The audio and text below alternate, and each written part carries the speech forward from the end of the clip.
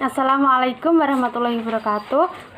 Perkenalkan, nama saya Rahma Sindita dari kelas MBS 5E Profesional dan NIM 185211031. Di sini saya akan menjelaskan tentang konsep Islam dalam menghadapi krisis kerja. Yang pertama, akar masalah ketenagakerjaan.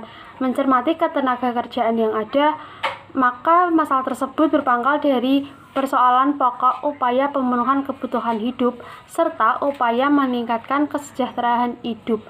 Persoalan pemenuhan kebutuhan pokok, baik kebutuhan akan barang seperti papan, pangan, dan sandang, maupun jasa seperti pendidikan, kesehatan, dan keamanan adalah akar penyebab utama dari masalah ketenagakerjaan. Sekaligus juga faktor pendukung terjadinya masalah ketenagakerjaan. Terjadinya kelangkaan lapangan kerja menyebabkan sebagian anggota masyarakat menganggur, dan ini berdampak pada ketidakmampuan mereka lebih mendalam berbagai persoalan secara memenuhi kebutuhan hidupnya. Kelompok terjunnya wanita dan anak-anak ke dunia ketenagakerjaan tidak terlepas dari upaya mereka untuk memenuhi kebutuhan hidup mereka dan keluarga, sekaligus dalam rangka meningkatkan kesejahteraan hidup. Demikian juga masalah gaji yang rendah berdampak pada pemenuhan kebutuhan. Kenaikan gaji agar dapat memenuhi kebutuhan hidup yang lebih baik, kondisi tunjangan sosial berupa pendidikan dan kesehatan agar kebutuhan akan pendidikan dan kesehatan dapat dipenuhi. Masalah pekerja kontrak dan pemutusan hubungan kerja atau PHK akan berpengaruh dan sangat terkait erat dengan masalah pemenuhan kebutuhan pokok, karena akar permasalahannya terletak pada pemenuhan kebutuhan hidup. Dengan demikian, masalah ketenagakerjaan dapat memenuhi tuntas masalah pemenuhan kebutuhan masyarakat, harusnya juga menjadi fokus perhatian. Selain itu, penyelesaian berbagai masalah ketenagakerjaan yang perlu dilakukan dengan tetap mencari solusi yang paling menguntungkan bagi kedua belah pihak. Tidak ada yang terzalimi, baik pekerja maupun pengusaha. Untuk kategori pertama, yaitu masalah ketenagakerjaan yang berhubungan erat dengan masalah pemenuhan kebutuhan. Contohnya, masalah lapangan kerja, pengangguran, lemahnya SDM, upah-upah, pekerja harian, masalah buruh wanita, dan pekerja di bawah umur. Sedangkan untuk kategori kedua, yaitu permasalahan kontrak kerja antara pengusaha dan pekerja, ini masalah pemutusan hubungan kerja, penyelesaian sengketa perburuhan, dan lain sebagainya. Persoalan pertama yaitu masalah ketenagakerjaan yang berhubungan dengan pemenuhan kebutuhan hidup masyarakat. Sangat erat hubungannya dengan fungsi dan tanggung jawab negara untuk meningkatkan kesejahteraannya.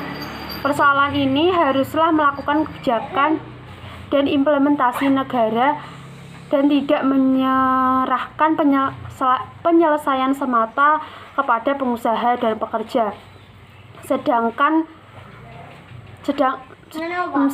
persoalan kedua, yakni masalah kontrak kerja, dapat diselesaikan sendiri oleh pengusaha dan pekerja. Pemerintah dalam hal ini hanya berfungsi sebagai pengawas sekaligus penengah jika terjadi persoalan yang tidak dapat diselesaikan oleh pengusaha dan pekerja tersebut.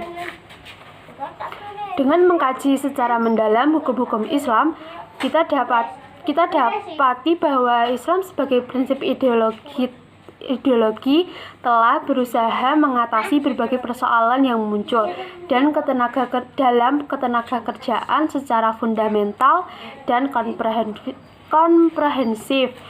Dalam memecahkan masalah tersebut, Islam memahami bahwa penyelesaiannya perlu memperhatikan faktor penyebab utama munculnya persoalan ketenagakerjaan. Untuk persoalan yang muncul akibat kebijakan negara dalam bidang politik ekonomi, menurut Islam, negaralah yang bertanggung jawab untuk menyelesaikannya. Sedangkan masalah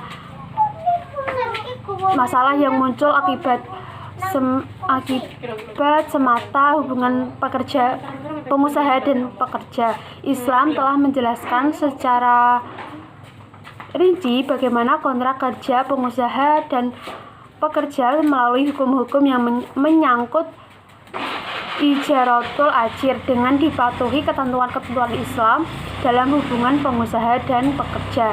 Diharapkan masalah-masalah yang terjadi dapat diselesaikan dengan lebih baik. Tanggung jawab negara mengatasi masalah ketenagakerjaan. Berkaitan dengan pemenuhan kebutuhan hidup rakyat, Islam mewajibkan negara menjalankan kebijakan makro dengan menjalankan apa yang disebut dengan politik ekonomi Islam. Politik ekonomi merupakan tujuan yang ingin dicapai dari pelaksanaan berbagai kebijakan untuk mengatur dan menyelesaikan berbagai permasalahan hidup manusia dalam bidang ekonomi. Politik ekonomi Islam adalah penerapan berbagai kebijakan yang menjamin tercapainya pemenuhan semua kebutuhan pokok atau primer tiap individu untuk